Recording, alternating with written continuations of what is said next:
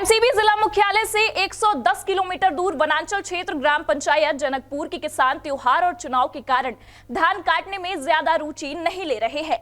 किसान 3 दिसंबर को किस पार्टी की सरकार बनेगी इसकी भी प्रतीक्षा कर रहे हैं। किसानों के लिए दोनों ही प्रमुख पार्टियों ने बड़ी घोषणाएं की है। सरकार किसी की भी बने, किसानों को लाभ मिलना निश्चित है। विधानसभा चुनाव से पहले प्रदेश के कांग्रेस बीजेपी दोनों ही बड़े राजनीतिक पार्टियों ने अपने घोषणा पत्र में किसानों के लिए बड़ी सौगात दी है। तब से छत्तीसगढ़ के किसान नई सरकार से मिलने वाले फायदे की आस में नजर टिकाए देख रहे हैं। वहीं प्रदेश में 1 नवंबर से ही धान की खरीदी शुरू हो गई है, जिसका समापन 31 जनवरी को होगा। उसके बाद धान की खरीदी नहीं होगी। बावजूद इसके किसान नई सरकार के इंतजार में खरीदी केंद्रों तक अपनी फसल लेकर नहीं पहुंच रहे हैं। वहीं दूसरी तरफ कांग्रेस भाजपा ने किसानों से जमकर वादा किया है। कांग्रेस ने 3200 रुपए की दर से 20 क्विंटल प्रति एकड़ धान खरीदी का वादा किया है, तो वहीं भाजपा ने 3100 रुपए की दर से 21 क्विंटल धान खरीदी की घोषणा की है। भाजपा ने बकाया 2 साल का बोनस देने का भी वादा किया है।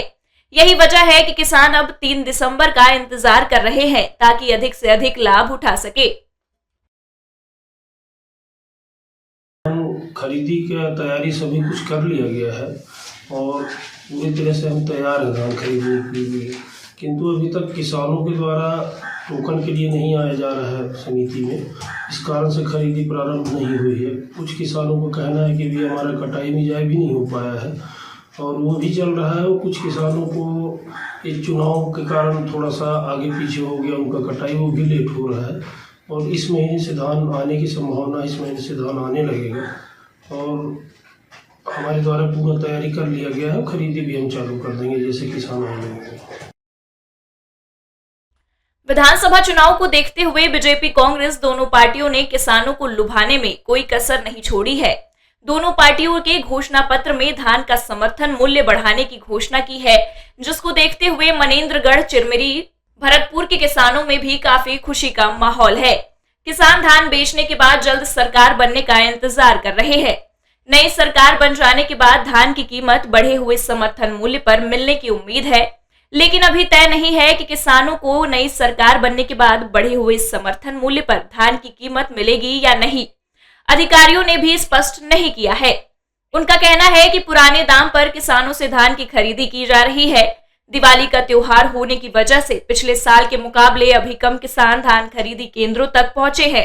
अनुमान लगाया जा रहा है कि 3 दिसंबर के बाद बड़ी संख्या में किसान खरीदी केंद्रों तक धान बेचने पहुंचेंगे।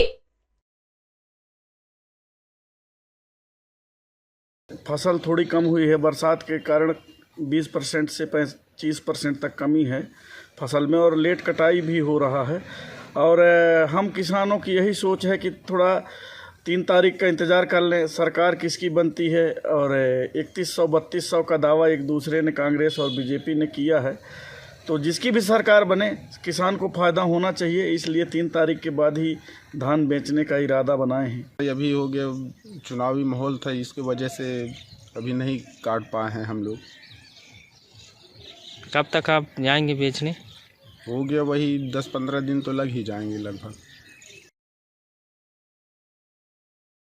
दोनों ही पार्टियों ने किसानों के लिए घोषणा पत्र में बड़ी घोषणाएं की हैं। किसानों को चुनाव परिणाम का इंतजार है, लेकिन अब देखना यह होगा कि प्रदेश में किसकी सरकार आएगी और किसानों से किए वादों को कितना निभाएगी, ये देखने वाली बात होगी।